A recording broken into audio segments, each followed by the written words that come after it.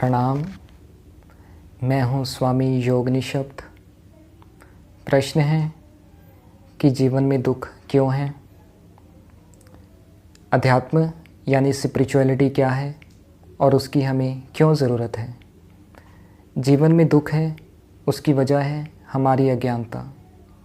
जीवन मिल जाना काफ़ी नहीं, जीवन को जीने की कला सीखना, जीवन को जीने का विज्ञान सीखना भी ज़रूरी है।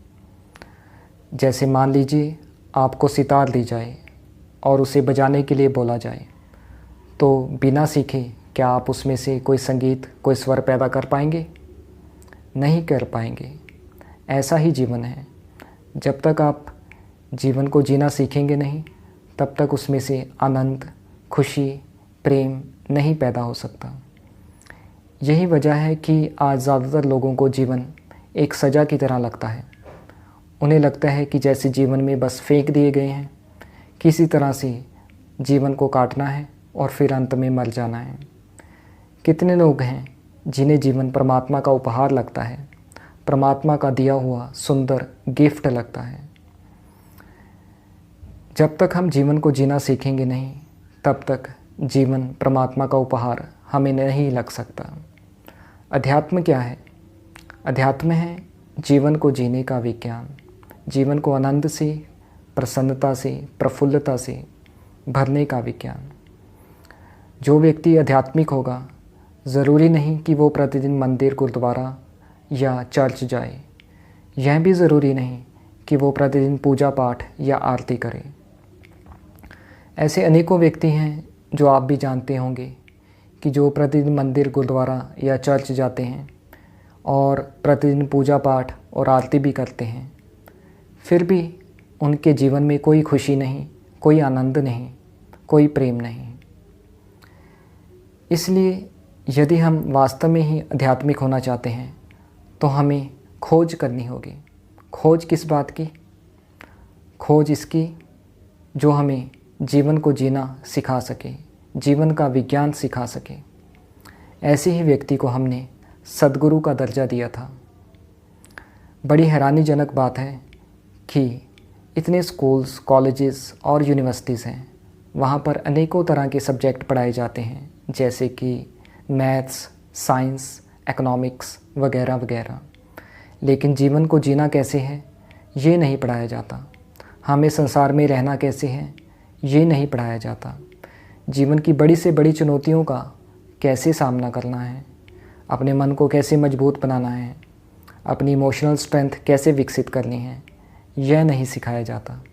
हमें संबंधों के बीच कैसे रहना है, संबंधों को कैसे मधुर और प्रेमपूर्ण बनाना है, यह नहीं सिखाया जाता।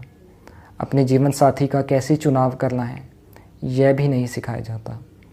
यदि संबंधों में कोई तनाव या कोई समस्या पैदा हो जाए, उसे किस प्रकार से सुलझाना है, यह भी नहीं सिखाया जाता। और ये सब चीज़ें मंदिरों, गुरुद्वारों में भी नहीं सिखाई जाती, और ना ही जो पुरातन किस्म के आश्रम हैं वहाँ भी ये सब चीज़ें नहीं सिखाई जाती। तो आपको खोज करनी होगी ऐसे व्यक्ति की जो जीवन का विज्ञान जानता हो और उसे अच्छी तरह से सिखा भी सकता हो। जब आप खोज पे निकलेंगे तो आपको पहचान भी करनी आनी चाहिए कि कौन सा व्यक्ति सही है और कौन सा गलत है। इसकी पहचान बहुत सरल है। जैसे जब आप बीमार होते हैं तब आप डॉक्टर की तलाश करते हैं, और जब आपको कोई डॉक्टर मिलता है तो आप उसकी दवा लेते हैं। यदि उस डॉक्टर की दवा आपको पूरी तरह स्वस्थ कर दे तो ही वो डॉक्टर को हम डॉक्टर मान सकते हैं। यदि उसकी दवा आपको स्वस्थ ना कर पाए, फिर चाहे उस डॉक्टर के पास कितनी ही डिग्रीज़ हों, वो डॉक्टर आपके लिए डॉक्टर नहीं है। ऐसे ही जो जीवन का वैज्ञानिक होगा, जो जीवन को जीना जानता होगा और सिखा भी सकता होगा, उससे जुड़ने के बाद आपके जीवन में एक स्वास्थ्य का प्रारंभ हो जाएगा। आपके जीवन में खुशी, आनंद और प्रेम आना शुरू हो जाएगा। इस पृथ्वी पर हमेशा से ऐसे व्यक्ति रहे हैं जो जीवन का विज्ञान जानते हैं और दूसरों को भी सिखा सकते हैं। आज के इस एडवांस युग में जब साइंस टेक्नोलॉजी इतनी विकसित हो गई है, तर्क इतना विकसित हो गया है, ऐसे युग में एक बहुत महान हस्ती हुए हैं जिन्होंने जीवन को आनंद से जीने का एक संपूर्ण विज्ञान दिया है। उस महान शख्सियत का नाम है सद्गुरु ओशो। वो एक बहुत महान स्पिरिचुअल मास्टर हैं, बहुत महान लाइफ साइंटिस्ट और साइकोलॉजिस्ट भी हैं। लाखों करोड़ों लोगों की ज़िंदगी में उन्होंने प्रेम और आनंद भर दिया है।